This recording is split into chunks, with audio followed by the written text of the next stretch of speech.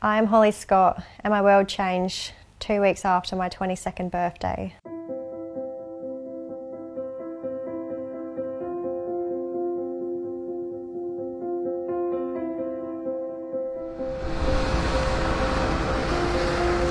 I remember calling Johnny that I was on my way home. I remember finishing work at 6 o'clock. She hadn't rocked up, and I got a bit worried and I started trying to call her, and her phone was completely dead, and I tried her a couple more times and I knew straight away, I had a gut feeling that something wasn't right.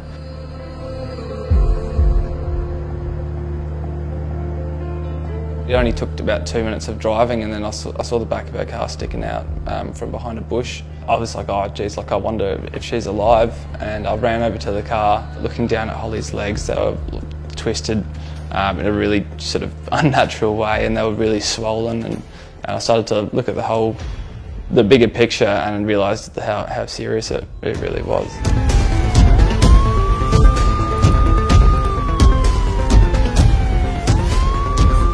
We received a call for a motor vehicle accident.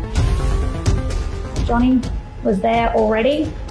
He was trying to help her, but it was very obvious that she was quite heavily trapped in the vehicle. I was expecting to walk up to the car and actually not find anyone alive in it because the car was wrapped around a tree.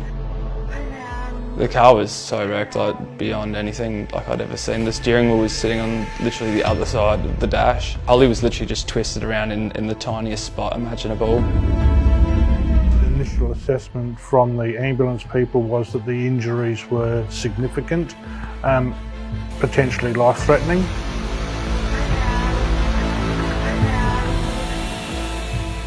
It was quite obvious that she had a head injury from the way that she was behaving, but it was difficult to assess straight away because she was quite heavily trapped in the vehicle. We couldn't really see her lower limbs at all.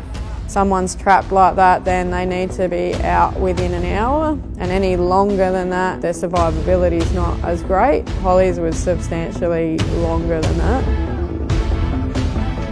We were going up there more as a support role for the local patrols, just to make sure that everything is covered should the worst happen. We knew she had a number of long bone fractures and potentially pelvis as well as internal bleeding, which was quite obvious from the outset, as well as a head injury. So we're looking at optimising all those, the treatments for those injuries, as well as parallel working with the CFS to extricate her as well as we could. We all came to the opinion that if we pulled the vehicle off the tree, we were going to be able to extricate her a lot more rapidly. I was there with her talking through what they were doing, coming in and out of consciousness. She was just saying, don't let me die, don't let me die. The whole road was just lined with police cars and emergency services cars. Like there would have been 20 or 30 of them. So it sort of, yeah, once again you sort of saw how dire the situation was. And by the time we get there, Holly had already left the scene in the ambulance. She held her own through to the trauma centre, but she was critically ill. Holly took the full brunt of the impact on the driver's door, and that's usually a really bad place. With that level of trauma, for someone to bleed internally and die is quite common. My initial assessment was Holly's outcome would be for the worst, and it would be a case of when, not if.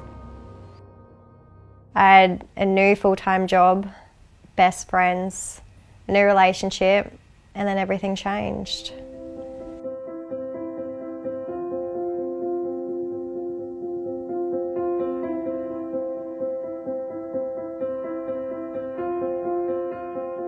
You don't think that would happen to someone you know and that you love. Like you see on the news every day, but you don't expect it to happen to someone so close to you.